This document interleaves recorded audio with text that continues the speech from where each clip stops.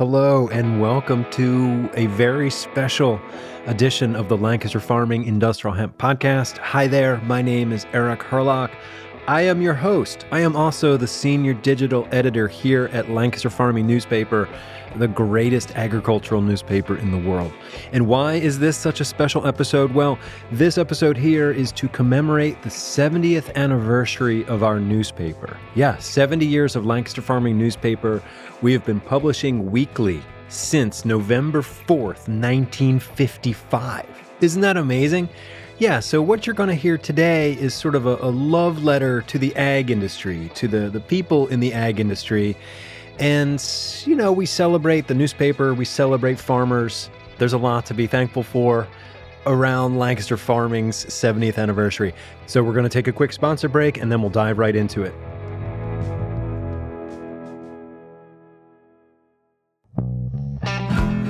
This episode is brought to you in part by IND Hemp in Fort Benton, Montana, where they believe in the goodness of hemp. IND Hemp is a family-owned, mission-driven industrial hemp food, feed, and fiber company that's providing new opportunities for American farmers. Learn more at indhemp.com. This episode is also made possible with support from Forever Green, distributors of the KP4 hemp cutter, introducing a revolution in hemp harvesting. Setting a new standard for harvesting quality, speed, and efficiency, the KP4 prepares hemp for ideal retting and easy on-field tedding, raking, and baling. It's easy to maintain, and it's designed to withstand the punishments of hemp harvesting. The KP4 hemp cutter, available only at hempcutter.com. This episode is also brought to you by King's Agri-Seeds, serving farmers with high-quality seed for over 3 decades. King's has been at the forefront of hemp in Pennsylvania and around the Mid-Atlantic region, offering reliable hemp grain and fiber varieties, along with agronomic support to help growers succeed in this emerging market. But hemp is only part of the story at King's. King's is also known for their extensive lineup of forage and cover crop solutions, from alfalfa, clovers, pasture mixes to annual forages and small grains. Their goal is to help farmers build resilient rotations, improve soil health, and maximize feed quality. To learn more about King's Agri-Seeds hemp program and their full catalog of crop options, visit kingsagriseeds.com or call 717-687-6224.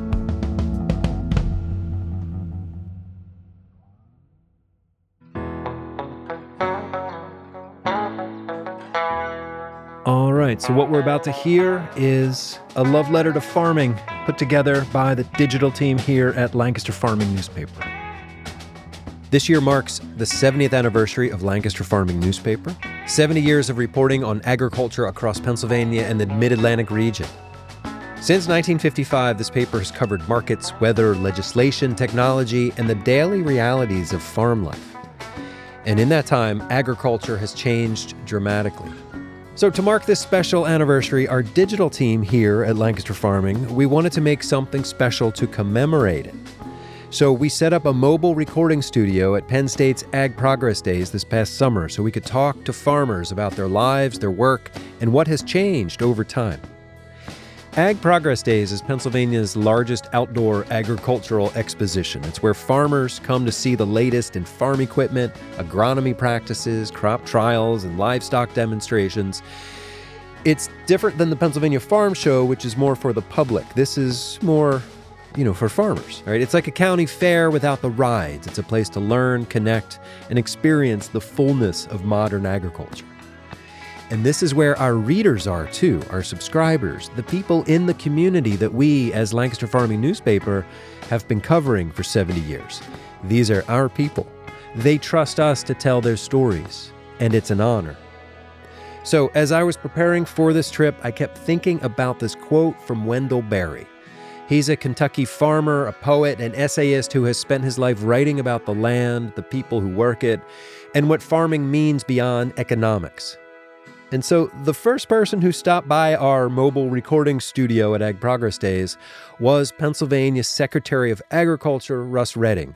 So I read him the quote. So it's why do farmers farm given their economic adversities on top of the many frustrations and difficulties normal to farming? And always the answer is love. They must do it for love. Farmers farm for the love of farming. They love to watch and nurture the growth of plants. They love to live in the presence of animals. They love to work outdoors. They love the weather, maybe even when it is making them miserable. They love to live where they work and to work where they live. If the scale of their farming is small enough, they live to work in the company of their children and with the help of their children. They love the measure of independence that farm life can still provide. I have an idea that a lot of farmers have gone to a lot of trouble merely to be self-employed, to live at least a part of their lives without a boss. Wendell Berry is a favorite of mine.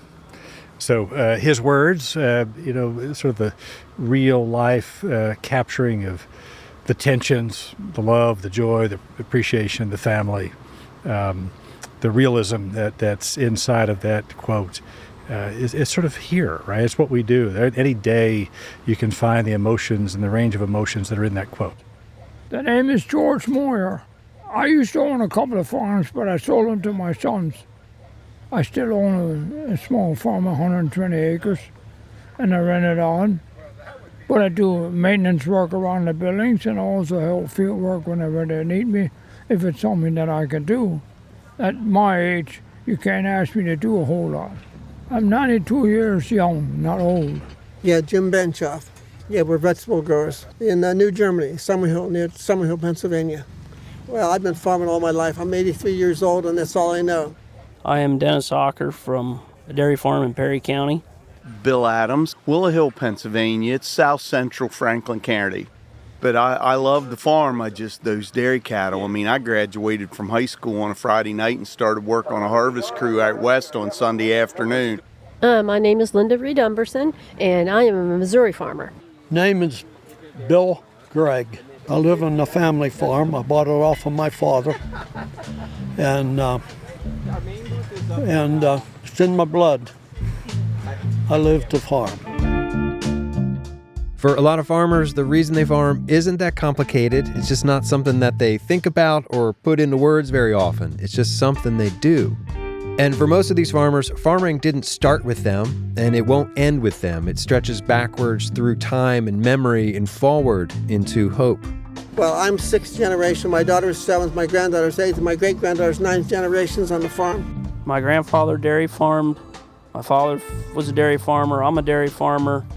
I really don't know how far back it goes, but I'm guessing almost forever.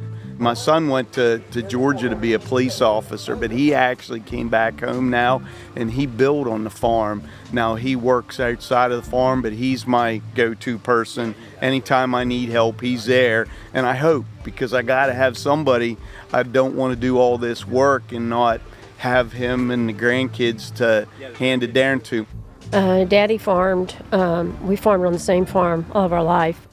Born and raised on the farm, so we know pretty much what's going on there for the last 70-some years. Farming isn't just what they do. It's what their people have always done and what they hope their people will continue to do.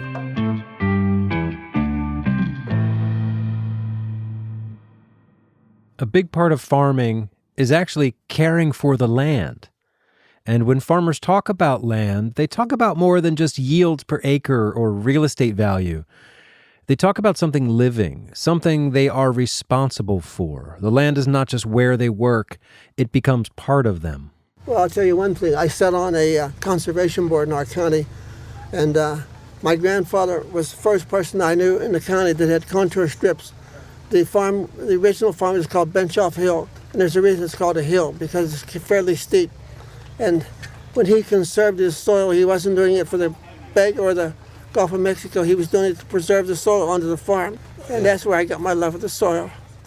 I love the land. And I really feel the Lord has created the opportunity for you to commune with nature and to get to know nature and understand it. Has always been my mantra. And I tell that to my grandchildren, my great-grandchildren. It's a way of life, and at some point the land just becomes part of your body, you know what I'm saying? And you treat it like you would treat your own family. Take care of it, nurture it. Take care of the land, take care of the animals.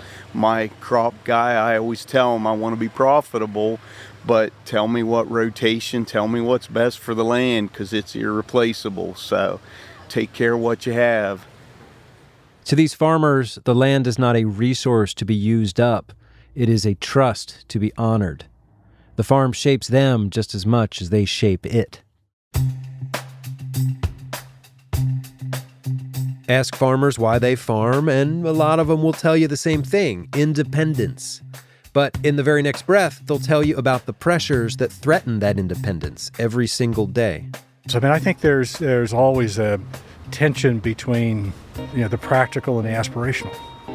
And inside of that, you hear both of those, right? You realize that there are trade-offs that one makes to have some freedoms to be your own boss. At the same time, you've got to care for and you're stewards of things and people and livestock that you've got to be conscious about. You can't do that half-heartedly. It's just the stress, and it's no different whether it's farming or running a metal fab shop or a print shop or anything else. The system is designed to eat you up nowadays. I mean, from taxes to this to employees to, I just go down the list. Unfortunately, somebody in the household has got to leave the family farm to go get a day job to keep the family farm alive. So, but I think their motive and their drive was always the same. I want to raise the kids in the country. I want them to have dirt between their toes and all that. But I think that's the Wendell Berry paradox, right? You've got this challenge. So I think that's the product of, we're proud of including and investing in equipment and technology and innovation. We produce a lot more, but then you bump up against these really complicated geopolitical markets and discussions. And that has a lot to say about who's in the business, number one, what you produce, what those margins are. So that's the uncomfortable piece for me at times, is just to know that the progress has produced the paradox. Farming offers lots of freedom. You can live your life the way you want to, but because life is the way life is, farming doesn't really offer freedom from struggle. Farming is hard, life is hard, but farmers show up every day and they do the work. For many farmers, challenges are not just economic or physical, they're spiritual. Farming is not only what they want to do, it's what they believe they are meant to do. It is a calling, and faith is what sustains calling through uncertainty. I pray a lot, and that's the truth. For some, prayer is spoken openly. For others, it's lived quietly in the act of persistence and getting up every day to do the work, regardless of what comes. My backup plan is to get back up. It's just that simple. You can't let life beat you up. For these farmers, the work is not guaranteed, but their faith is. Farming is not just a livelihood, it's an obedience to a calling. Farming may look like an individual effort, when you drive by and you see a guy on a tractor, but I guarantee you, no one is farming alone. When crisis comes, the true strength of agriculture is revealed, not in independence, but in community.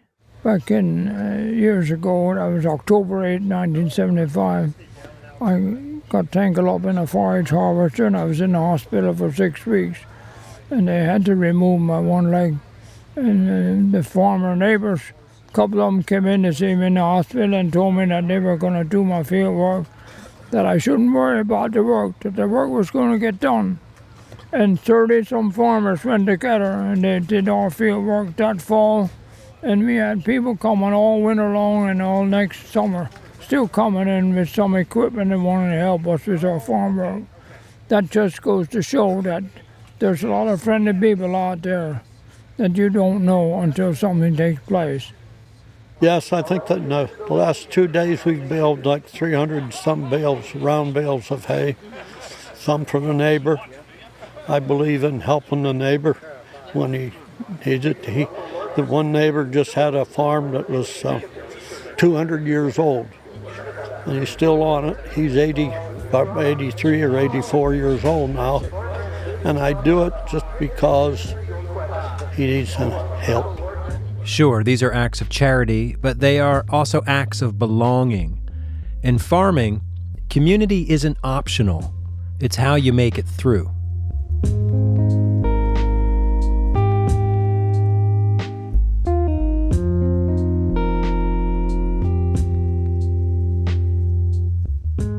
Over the past 70 years, life in America has changed considerably, and farming no less so. The pace of that change has been relentless, from a team of horses hitched to a plow to a GPS-guided tractor with an air-conditioned cab, from walking the fields to flying a drone, from milking parlors to robot milkers. Farming has changed. But have farmers changed? I don't know. I think the farming mindset has stayed the same. My grandparents started, of course, with horse-drawn equipment. The first Ford tractor that they purchased was a great big deal. And matter of fact, one of those originals is still on the farm. But watching the equipment, watching the technology, we went from when I first milked, I remember the hang-on milkers and all the milk got carried to the milk house. There was steps out there because I couldn't reach it, but we had the milk cans. And then I remember when we converted from milk cans to bulk tank, which needed to add 2 more steps to my step stool to reach the bulk tank. But I remember that hole. Then we went pipeline. Of course, it was a glass pipeline and then stainless steel, but we went the whole way through all that. Well, my grandfather was pretty old-fashioned because when I was growing up, he still had horses, and he did some work with horses. But we slowly phased into a tractor, but he did not like to see a tractor. He always thought the horse was the thing to farm with. It was hard for him to get convinced that he could drive a tractor, but my granddad never drove a tractor. My dad and I had an uncle living next door, and they did the farm work until I was old enough to do field work. The first tractor we had on the farm was an Oliver cleat crawler tractor, and that was a rough one to ride in. And it was hard for me to run it because I was too small yet. I was only 10 years old when I learned to drive that tractor. Certainly, you can't be at Ag Progress Days and not appreciate the progress. Right, I think the journey of, what was acceptable when this show was started 49 years ago. You think about, what the size and scale and the economics and the markets. So I think the growth in ag has been amazing. For farmers, change is constant. But change has never replaced their purpose. If anything, it has clarified it. To farm is to face hardship. Injury, debt, exhaustion, uncertainty. Every farmer I spoke with has been tested by forces beyond their control. Yet, not one of them spoke about quitting. No, we lost my dad in October of last year, but Mom's still there, still supervising, bless her heart. But it was a shock because my brother and I grew up on the farm, did all the work. Dad gave the orders, and Dad took care of the numbers. Since October of last year now, dealing with the numbers, equipment maintenance and costs going out makes you sick. And it's like, how are we going to survive? But Dad did, so we'll figure out how. Got tangled up in a forage harvester, and I was in the hospital for 6 weeks, and they had to remove my one leg. Cabbage, sweet corn, cucumbers, peppers, tomatoes, a full line of vegetables, so I had my stroke. Now, I'm retired, not by choice, so. Farming tests everything. Body, mind, family, faith. But beneath the hardship is something deeper than resilience. It's devotion. And I think that's a really good reminder to us about the vibrancy of the rural communities and how important those off-farm jobs and economics are to having people stay where they are. They'll make a lot of trade-offs, as noted in Wendell Berry's quote. For 70 years now, Lancaster Farming Newspaper has reported on droughts, floods, rising costs, shrinking margins, new technologies, old traditions. So much has changed. But the reasons that farmers farm and the reasons we keep telling their stories has not changed. For the farmers that we just heard here in this little essay, farming is not simply a business. It's a life given to a purpose, a commitment to land, to family, to faith, to something handed down and worth handing on. They don't stay because it's easy. They stay because they're called. So I've started to realize after listening to these voices that the same is true for us here at Lancaster Farming. We do this work week after week, year after year, now for 70 years, not because it's easy or guaranteed, but because we are called to serve the people who feed us, who care for our land. This is important work that farmers do. And we know that here at Lancaster Farming. And that's why it is an honor that we get to tell the stories of the farming community. And that's what Wendell Berry was pointing out to in the quote I read at the beginning. He wasn't writing about nostalgia. He's writing about devotion, about the love that binds a person to their work in the deepest sense. So listen to the quote again. Why do farmers farm, given their economic adversities on top of the many frustrations and difficulties normal to farming? And always the answer is love. They must do it for love. Farmers farm for the love of farming. They love to watch and nurture the growth of plants. They love to live in the presence of animals. They love to work outdoors. They love the weather, maybe even when it's making them miserable. They love to live where they work and to work where they live. If the scale of their farming is small enough, they like to work in the company of their children and with the help of their children. They love the measure of independence that farm life can still provide. I have an idea that a lot of farmers have gone to a lot of trouble merely to be self-employed, to live at least a part of their lives without a boss.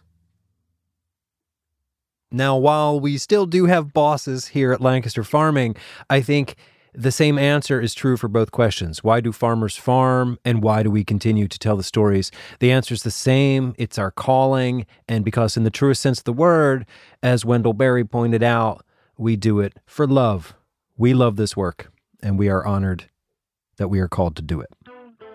Thank you so much to the farmers and agricultural leaders who showed up and talked to us there at Ag Progress Days. Bill Adams, Bill Gregg, Jim Benchoff, Dennis Ocker, George Moyer, Bobby and Linda Umberson, and Pennsylvania's Secretary of Agriculture, Russ Redding. Their honesty and generosity made this project possible. And thank you, too, to Mr. Wendell Berry down there in Kentucky for your inspiration and attention to the details that matter.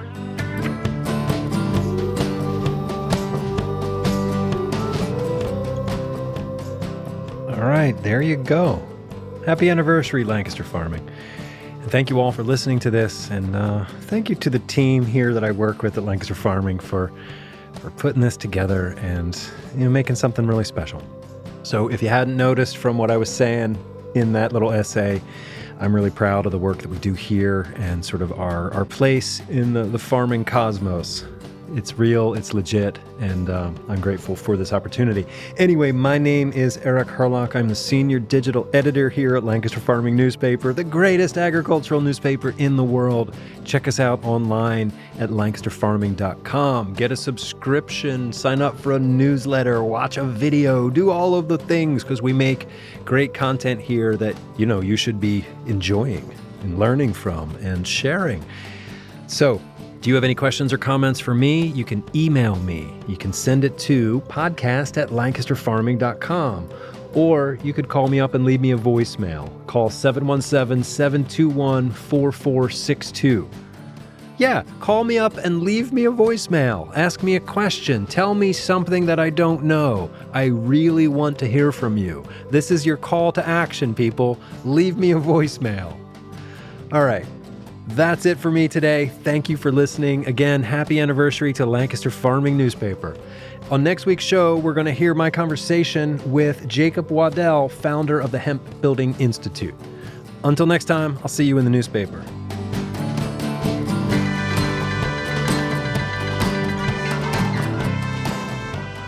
This episode of The Hemp Show was written, recorded, and produced by Eric Herlock. Mixing and mastering by Justin Berger. Music by Eric Herlock, with additional music from Blue Dot Sessions. The Hemp Show is copyright 2025 by Lancaster Farming Newspaper, part of the Steinman Communications family.